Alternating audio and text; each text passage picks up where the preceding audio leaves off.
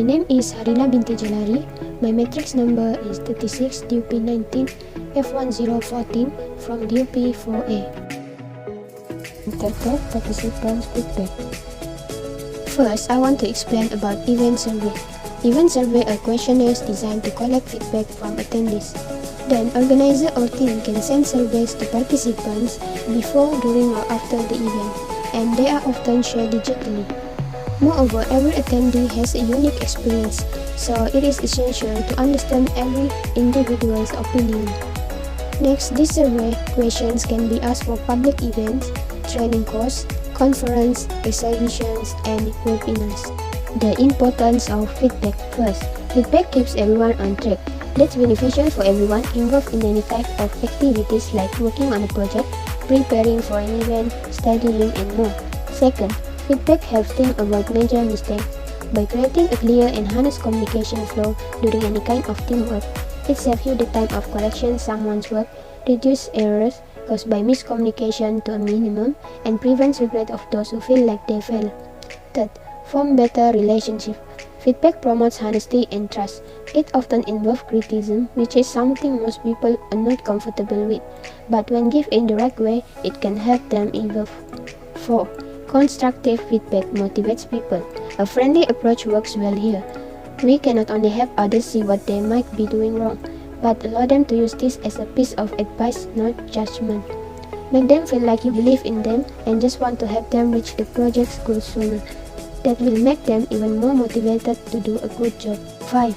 Feedback promotes personal and professional growth. Feedback is about listening actively, taking the time to analyze, and then thinking of the best possible solution to perform better.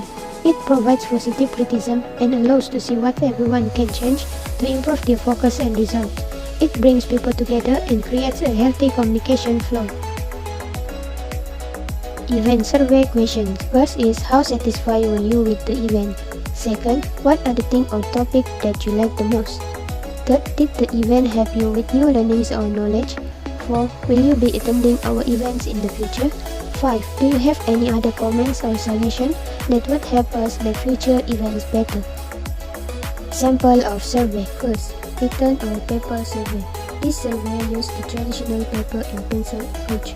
Many would believe that paper surveys are a thing of the past. However, they are quite handy when it comes to field research and data collection. Second, interview. It helps researchers gather information or data directly from a respondent. It's a qualitative research method and depends on the knowledge and experience of a researcher to frame and ask relevant questions one after the other to collect meaningful insights from the interview. Third, form or online survey. This survey consists of survey questions that can be easily deployed to the respondents online via email, or they can simply access the survey if they have an internet connection. Hi and selamat sejahtera to Madam Alinda. Before I present my part, I will introduce myself first. Okay, my name is Rohas Rifana Zahra binti Hasirin. ID no 36DUP19F1003 from class DUP4A. So for my part, I will explain about event management cost analysis. So, what is event management cost analysis? Cost analysis is essential to measuring the cost output relationship of a business or event. This will help determine the cost incurred in hiring the input and how will this can be managed to increase the output or productivity of the firm. Next, why is cost analysis is important for event? Firstly, cost analysis is essential in identifying the fund and amount required to complete a particular project. Without it, you could end up spending a large amount of resources on unnecessary project material. Secondly, to prepare budget and sell projection. Cost analysis make budgeting a whole lot easier and reliable. Creating a list of all the possible costs offers you a glimpse of the budget need to undertake a project. Thirdly, to establish goals. Analyzing these goals and their potential benefit help pave the way for the organization to set landmark and goal for the project itself. This goal don't always concern the financial aspect of a business, as it may also be associated with time, productivity, and other management goals. Next example, event cost analysis for event motivation. Next is tip to to effective event budget planning. Firstly, start early. It's always best to start as early as possible, especially if you want to determine whether your event is going to be feasible or not. Putting together a rough budget is a lot challenging than you could imagine. Secondly, update your budget sheet regularly. Make it a habit to check your budget sheet at least once every day. You need to keep track of expenses, price change, and new development in real time, rather than waiting until the last minute to make a move. Hi, my name is Asfariza. I will present about supplier performance. So I will start with the definition of supplier performance management. It's a business practice that is used to measure, analyze, and manage the performance of a supplier. The supplier management professionals seek to cut costs, alleviate risk, and drive continuous improvement. The importance of supplier performance management, which is to set the stage for suppliers to understand the customer's needs and expectations. The successful management of supplier performance directly affects the quality of the whole supply chain. Steps to set up and best practice of supplier performance management. First, choose the right key performance indicator, also called as KPI, which is we must know on our needs and goal of, and we identify all of our goals. They have 4 categories of key performance indicator. First, delivery and logistics. Second, quality and service. Third, pricing and contract terms. Last one, safety and environment. Next, establish service level agreement. Its business need may be strengthened or relaxed, so we need to plan for the right service levels and hold supplier accountable. That performance is determine what to measure, then determine how to measure it. Tracking supplier performance is best done quantitatively. Data from applied and available business system to provide a directly quantitative way to measure suppliers. The take action is incentivize strong performance and correct poor performance. This step is very important for a well-maintained process. For example of incentivizing your suppliers is providing a financial bonus or public recognition. Second example is correcting the supplier performance, helping them refine their processes, improving communication between your operation teams and their benefit of supplier performance management. We have 6 benefits. First, avoid supply chain and risk disruption. Second, avoid cost and excessive saving. Third, protect and improve brand or reputation. Next, segment and rank vendors. And then collaborate with suppliers. And the last, improve internal processes. My name is Rosaswati Binti Asbi, student of the UP4A.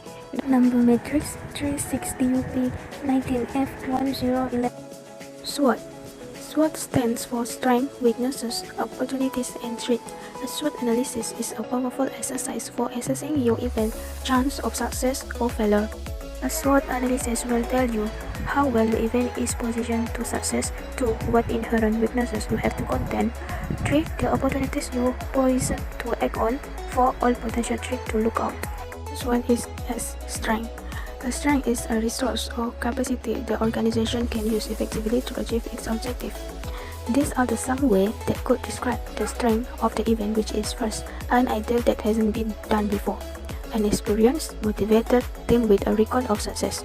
Also, an existing social media following that will serve as a powerful marketing platform. Last but not least, a financial plan that indicates potential for healthy revenue. Secondly, W. Weaknesses. A weakness is a limitation, fault, or defect in the organization that will keep it from achieving its objective, such as lack of funding or high expenses for things like outreach and venue rental. An event team that's enthusiastic but inexperienced, and also lack of technology that will need to run an efficient event. Next, O. Opportunity. An opportunity is an favorable situation in the organization environment. It is usually a trend or change of some kind or an overlooked need that increase demand for a product or service and permits the firm to enhance its position by supplying it. For example, little competition. If operate in a niche market, have the chance to strengthen the position and prepare for the times when the competitors become strong.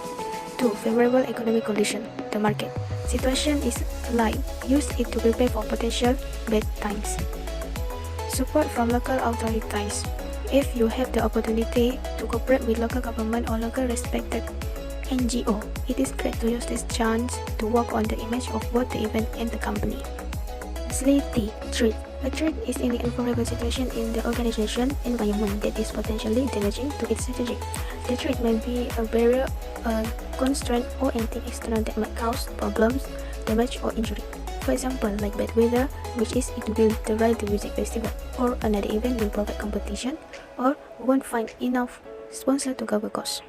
With this, the organizer need to do a plan B if something unexpected happen, which is when something unexpected happen during the event, before or after the event. The organizer has a backup plan to solve the problem. Hello, I'm Rihanna, and next I will present about postmortem report and suggest improvements.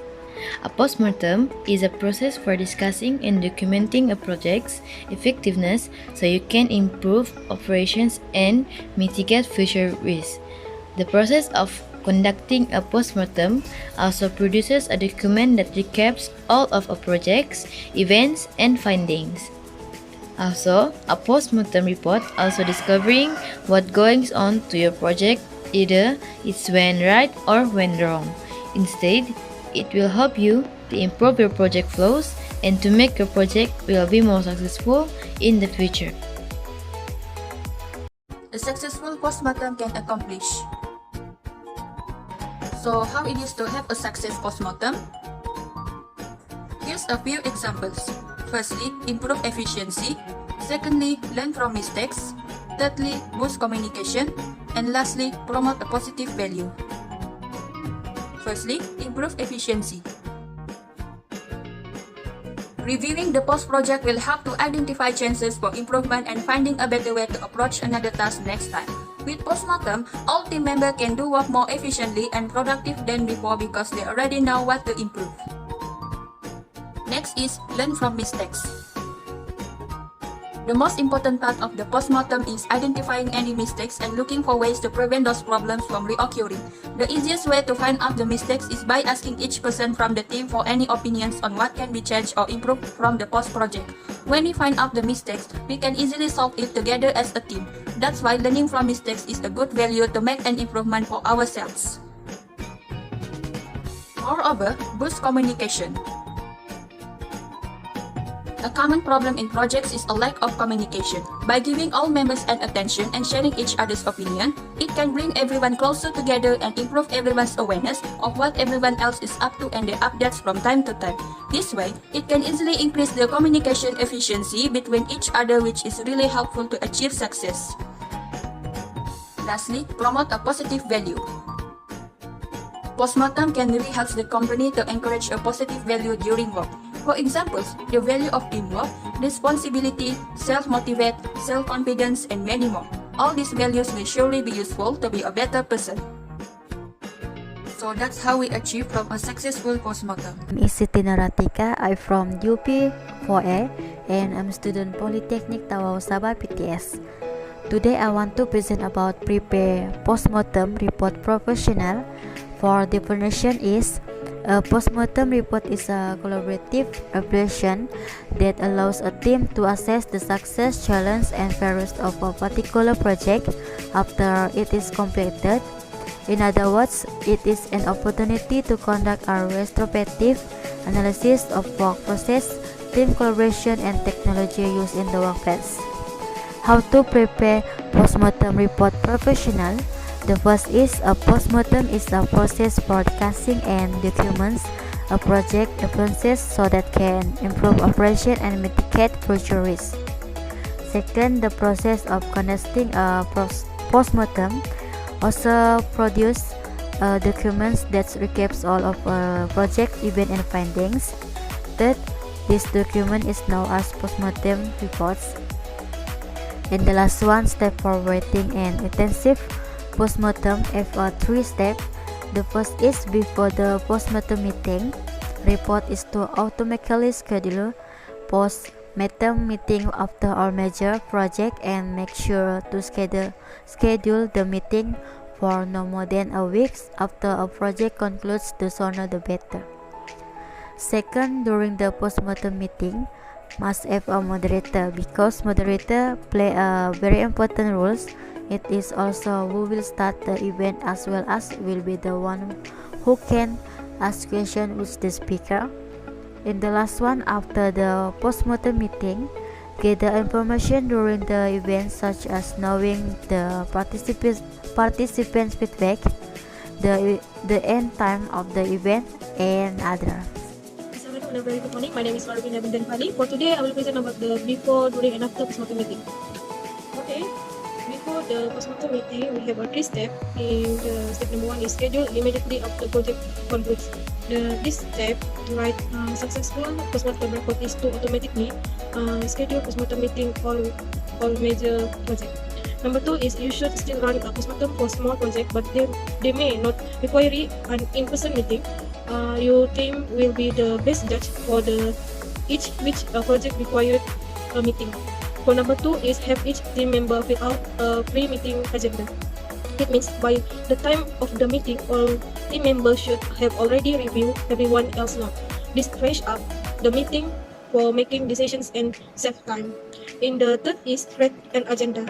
You should have an agenda you stick for the postmortem. This will help ensure your decisions don't get sidetracked. B. During the postmortem meeting, must have someone act as moderator. And second, you should also have someone else act as a note taker. Having details notes make writing the postmortem report much easy. The second is ensure key postmortem questions. For example, number 1 is what event right during the project that you should repeat next time. Or number 2 is what went wrong that we should avoid the next time. The second is what did not we do this time that you should add your agenda. For the last is hear from everyone's voice. If you never hear from a correct team member, on key taking points, you increase your chance of repeat the same mistake. See, for after the postmortem meeting, write the postmortem report using meeting notes. For number 1 is that the project was leave, and number 2 is why the project was launched, and number 3 is what was launched, include the screenshot and data on what was changed. For number 4 is the result of the project. For number 5 is feedback from all team members. For number 6 is why you end up with the result you did. For 7, what the next action step, and the last is what you're going to do different the next time.